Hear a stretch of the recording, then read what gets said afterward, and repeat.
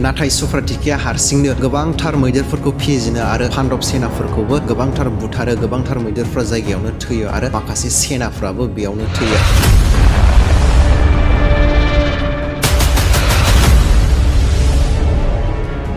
ओजा भगदत्तआबो गावनि बानजों गोबां सेनाफोरखौ डेस्ट्रय खालामो, माखासेया जायगायावनो जिउ गोमायो आरो माखासेया खारनानै गयो। बेयाव फैनानै अर्जुना भगदत्तनि गोबां सेनाफोरखौ डेस्ट्रय खालामफैयो। बेफोरखौ नुनानै भगदत्तआ गोबां रागा जोंबाय, अर्जुनखौ बुथारनो थाखाय जोबथा थांखि लाबाय। बेनि थाखाय भगदत्तआ गावनि बयनिख्रुइबो देरसिन अस्त्र, बयनिख्रुइबो देरसिन बान वैष्णव अस्त्र बेखौ अर्जुननि फारसे हगारहरनो थाखाय थियारि जाबाय। बे अस्त्रआ ओरैबायदि गोहो गोरामोन जे बेखौ रावनिबो बान अस्त्र शास्त्रफोरजों दानथेनो हाखाया आरो बे अस्त्रनि अर्जुनहा गियान गैयामोन आरो। महाभारतआव जे भगदत्त मुंनि सासे वीर जोहोलाव दावहारु दङमोन, बेखौ आथिखालनि टिभि महाभारतनि टिभि सिरियालफोराव जों नुनो मोना दे। आथिखालनि गोदान इन्डियाननि राइटार्सफोरा टटेलि भगदत्तखौ इगनर खालामो, जायनि थाखाय भगदत्तनि गोथां जारिमिनफोरा आथिखालाव लासै लासै गोमालांगासिनो दङ।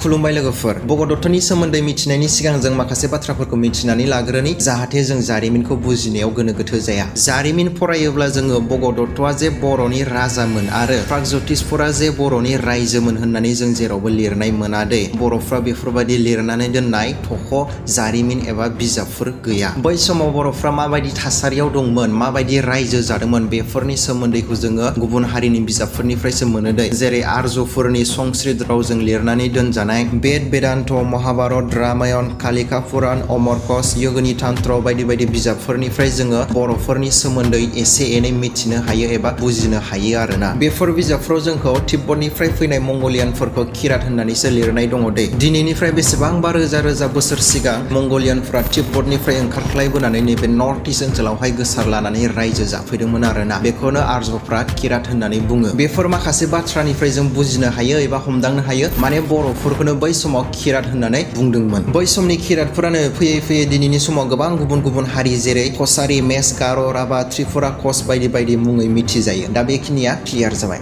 दानिया भगदत्तआ सोर? भगदत्तआ सासे बै समनि प्रागज्यतिसफोरनि सासे गोहोगोरा दावहारु राजामोन। बै समाव आसामखौ प्रागज्यतिसफोर एबा कामरुप होननानैसो मिथिनाय जायोमोन दे। आसामनि हिस्ट्रिखौ फरायोब्ला जोङो नैबेबायदि मोनगोन, भगदत्तआ भौमा रायजो एबा भौमा डाइनास्टिनि नैथि राजा नरकासुरनि फिसालामोन। नरकासुर थैखांनायनि उनाव भगदत्तआ भौमा रायजोनि नैथि राजा जायो। बै समाव भगदत्तजों समान समान गुबुन गुबुन राजाफ्राबो कामरुपाव रायजो खुंबावदोंमोन। बुजिनो थाखाय आं नैबे दानि नर्थ इस्टनि मेपखौनो लाबाय। नैबे खिनियाव थाबाय भगदत्तनि भौमा रायजो, दानि बे गुवाहाटी एरिया गोग्लैयो, आरो नैबे गेजेर खन्दआव थाबाय सनितपुर रायजो। अब्ला बे समाव बान राजाया रायजोखौ सामलायगासिनो दंमोन। आरो नैबे सदिया तिनिसुकिया साइडखि थाबाय भीष्मक राजा। अब्ला बिसोरनि रायजोखौ विदर्भ होननानै मिथियोमोन। आरो जों इण्डियाननि माइथलजिखौ फरायोब्ला नैबे खिनियाव मोनसे रायजो मोनबावो, हिडिम्बा रायजो होननाय। अब्ला बे समाव घटकासुर मुंनि सासे राक्षसा बे रायजोखौ सामलायगासिनो दङमोन। अब्ला बे भगदत्तआ रायजो खुंनाय समाव बेफोर गासैबो जायगायाव किरात फोलेरनि मानसिफ्रानो थायोमोन आरोना। किरात फोलेरनि मानसिफ्रानो बेफोर गासैबो रायजोफोरखौ सामलायगासिनो दङमोन। बेफोर बाथ्रानिफ्राय जों मिथिनो हायो एबा हमदांनानै लानो हायो जे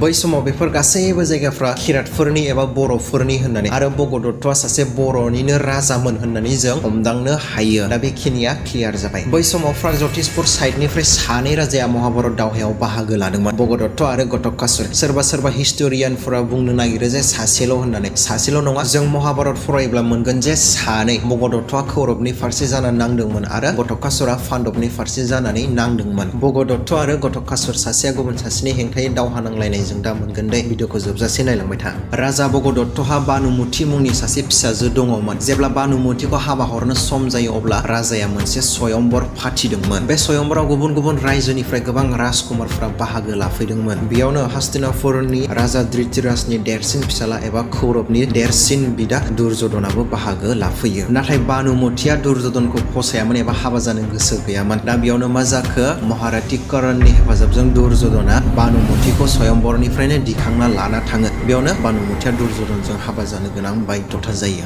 दा बेखिनिया क्लियार जाबाय। दानिया फैयै फैयै महाभारत दावहा जानायनि सम मोनफैबाय।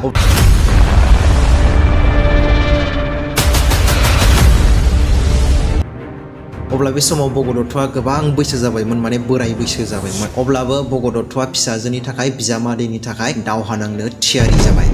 भगदत्तआ बे दावहायाव बाहागो लानायनि माखासे जाहोनफोर दं। बेफोर जाहैबाय गिबियावनो गावनि बिजामादै दुर्योधनखौ दावहायाव देरहाहोनानै हस्तिनापुरनि राजा बानायनाय, आरो बे महाभारत दावहायानो भगदत्तनि थाखाय श्रीकृष्णनि हेंथायै दावहा नांनायनि मोनसे सुबिदामोन। माने श्रीकृष्णजों भगदत्तजों सिगाङावनो सुथुर जालायखानायमोन। जेब्ला श्रीकृष्णआ भगदत्तनि बिफा नरकासुरखौ बुथारफैदोंमोन, बेनिखायनो कौरवनि फारसे जानानै दावहा नांनो थियारि जायो, जेराव श्रीकृष्णआ पान्डबनि फारसे जानानै नांदोंमोन। महाभारतआव लिरनाय दं जे देवराज इन्द्रजों भगदत्तजों जोबोद मोजां लोगोमोन, आरो इन्द्रदेव बायदिनो भगदत्तआबो दावहा नांनायाव जोबोद गोहोगोरा दावहारुमोन। महाभारत दावहायाव मैदेराव गाखोनानै दावहा नांग्रा बयनिख्रुइबो गोरोंसिन साबसिन होननानै भगदत्तखौनो बुंनाय जादों। भगदत्तआ ओरैबायदि गोहोगोरामोन जे बेनाव गोबां बाननि अस्त्र शास्त्रफोरनि गियान दंमोन, आरो बेनिखायनो जायखिजाया दावहारुआनो फैया मानो बियो बिसोरखौ गोरलैयैनो फेजेनदोंमोन। भगदत्तआ खुद गावनो गोहोगोराखा, बेजों लोगोसे सुप्रतिकायाबो ओरैबायदि गोहोगोरामोन जे बे सुप्रतिकाया हारसिंनो गोबां 100टा 200टा हाजारसेटा मैदेरखौ गोरलैयैनो फेजेननो हायोमोन। बेखायनो जेब्ला भगदत्त आरो सुप्रतिका बिसोर ज' जानानै दावहायाव ओंखारो अब्ला बांसिन गोहोगोरासिन जायोमोन।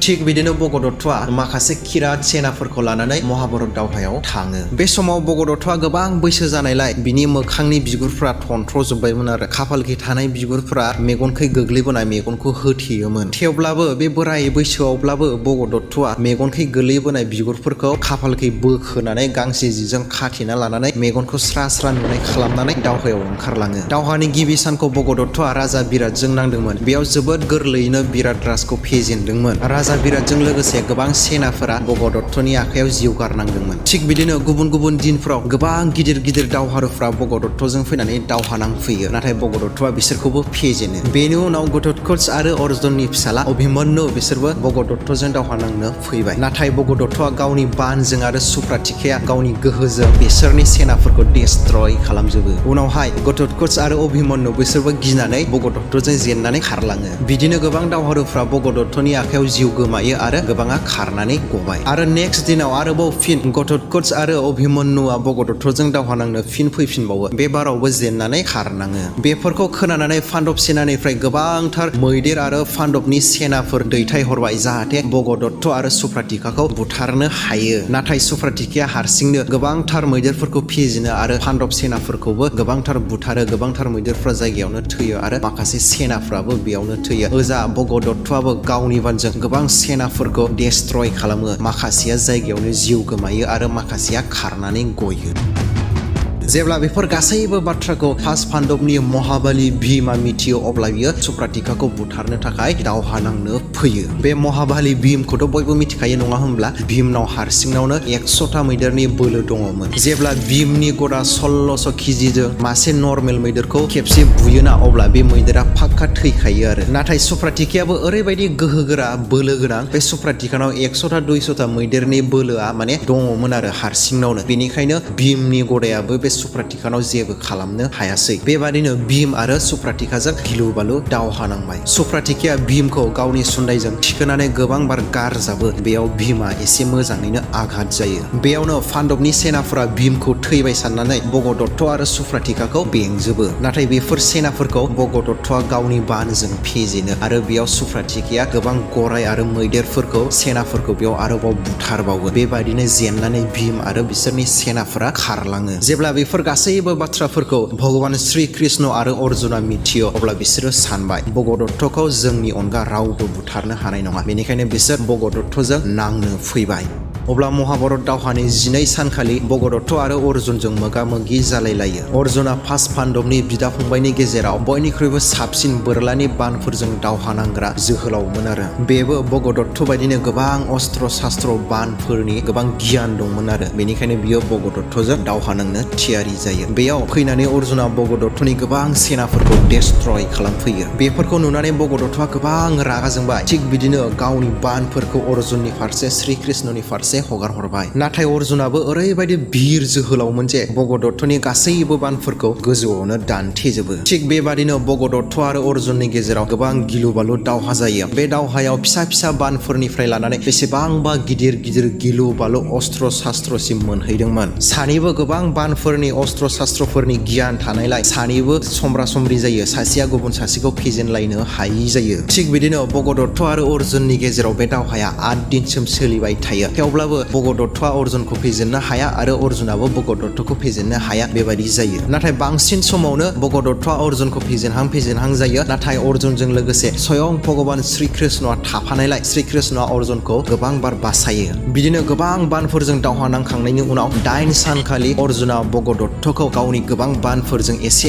आघात खालामो। बेयाव भगदत्तआ ओरैबायदि रागा जोंबाय अर्जुनखौ बुथारनो थाखाय जोबथा थांखि लाबाय। बेनि थाखाय भगदत्तआ गावनि बयनिख्रुइबो देरसिन अस्त्र, बयनिख्रुइबो देरसिन बान वैष्णव अस्त्र बेखौ अर्जुननि फारसे हगार हरनो थाखाय थियारि जाबाय। जाय अस्त्रखौ अर्जुना दानथेनो हाया। बे वैष्णव अस्त्रआनो भगदत्तनि बयनिख्रुइबो देरसिन अस्त्र। बेनि थाखायनो भगदत्तखौ रावबो फेजेननो हायामोन। बे अस्त्रआ ओरैबायदि गोहो गोरामोन जे बेखौ रावनिबो बान अस्त्र शास्त्रफोरजों माने दानथेनो हाखाया आरो बे अस्त्रनि अर्जुनहा गियान गैयामोन आरो बेनिखायनो बे अस्त्रखौ अर्जुननि फारसे हगार हरबाय। बे अस्त्रखौ अर्जुना गावनि बानजों दानथेदोंमोन। अब्लाबो बे अस्त्रआ अर्जुननि बानखौ उल्था दाननानै अर्जुननि फारसे आवगायलांबाय। थिग बे समावनो मा जाखो अर्जुननि रथआव जिरायनानै थाबाय थानाय सारथि स्वयं भगवान श्रीकृष्णआ बे अस्त्रनि सिगाङाव गसंथेबाय। बे अस्त्रआ फैयै फैयै श्रीकृष्णनि खाथियाव थाथ'फैबाय आरो बिबार माला जानानै श्रीकृष्णनि गोदोनायाव हाबबाय। श्रीकृष्णआ स्वयं भगवान विष्णुनि आफतारमोन आरो बेनिखायनो वैष्णव अस्त्रआ श्रीकृष्णनाव जेबो खामानि होआ। गुबुन फारसे भगदत्तआ बे अस्त्रखौ हगारखांनायनि उनाव दुरबल जायो एबा गोहोआ खमायबाय। बेखिनियावनो श्रीकृष्णआ अर्जुनखौ बुंबाय जुदि नों भगदत्तखौ बुथारनोब्ला गिबियाव बिनि सुप्रातिकाखौ बुथारग्रोनांगोन अब्लासो नों बेनि उनाव भगदत्तखौ बुथारनो हागोन। मानोना सुप्रातिकाया गावनि मालिकखौ जायखिजाया गोहोनिफ्रायनो बासायो एबा जायखिजाया गोहोखौनो भगदत्तसिम सौहैहोआ।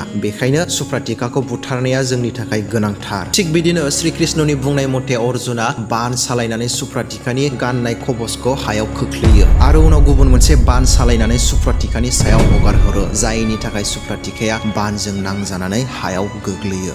बेयावनो जिउ गोमायो। बेखौ नुनानै भगदत्तआ गोबां रागा जोंबाय आरोबाव फिन अर्जुननि सायाव गोबां बान सालायबाय। नाथाय अर्जुनाबो बेफोर गासैबो बानफोरखौ गोजौआवनो दानथेजोबो। बेखिनियावनो श्रीकृष्णआ अर्जुनखौ आरोबाव बुंबावो जुदि नों भगदत्तखौ बुथारनोब्ला भगदत्तनि खर'आव खानानै लानाय जिखौ खोख्लैग्रो बेनि उनाव नों भगदत्तखौ बुथारनो हागोन। मानोना भगदत्तआ जोबोद बोराय बैसोनि बेनिखायनो बिनि खाफालखै थानाय बिगुरफ्रा मेगनखौ होथेफैगोन अब्लानो गोरलैयैनो बुथारनो हागोन। थिग बिदिनो श्रीकृष्णनि बुंनाय मथे अर्जुना बान सालायनानै भगदत्तनि खर'आव खानानै लानाय जिखौ खोख्लैयो। भगदत्तनि खाफालखै बिगुरफोरखौ खाखोनानै लानाय जिया गैया जानायलाय बिगुरफोरा मेगनखौ होथेयो जायनि जाहोनाव भगदत्तआ जेबो नुवा जायो। बे समावनो खाबु लानानै अर्जुना आर्चन्द्रकार मुंनि बान सालायनानै भगदत्तनिसिम हगार हरो। बे समावनो भगदत्तआ बान नांजानानै बेयावनो जिउ गोमायो। थिग बेबादिनो बर'नि जोहोलाव राजा दावहारु महाराति भगदत्त आरो सुप्रातिकाया बेबादि अबथिरा अर्जुननि आखायाव जिउ गोमायो। दा बेयो क्लियार जाबाय। सल'गोफोर महाभारतआव जे भगदत्त मुंनि सासे बिर जोहोलाव दावहारु दङमोन बेखौ आथिखालनि टिभि महाभारतनि टिभि सिरियालफोराव जों नुनो मोना दे। बिनि केरेक्टारफोरखौ नुयोब्लाबो बिराद खम नुयो। माने आथिखालनि गोदान इन्डियाननि राइटार्सफोरा टटेलि भगदत्तखौ इगनर खालामो। गावसोरनि गिदिर गिदिर जोहोलावखौल' मालाबा अर्जुनखौ मालाबा भीमखौ बेबायदि मोजां केरेक्टार साजायनानै बिसोरखौल' बिराद गिदिर बिर जोहोलाव बायदि केरेक्टार बानायनानै टिभि सिरियालखौ माने बिसोरो बानायो जायनि थाखाय भगदत्तनि गोथां जारिमिनफोरा आथिखालाव लासै गोमालांगासिनो दङ। सल'गोफोर नोंथांमोनाबो फराय भगदत्तनि सोमोन्दै। दिनैनि थाखाय बेखिनियानोसै। भिडिअखौ मोजां मोनोबा लाइक शेयार कमेन्ट खालामदो। नेक्स्ट भिडिअआव बेनिख्रुइ साबसिन मोनसे टपिकआव लोगो मोनगोन। जै बर' हारि।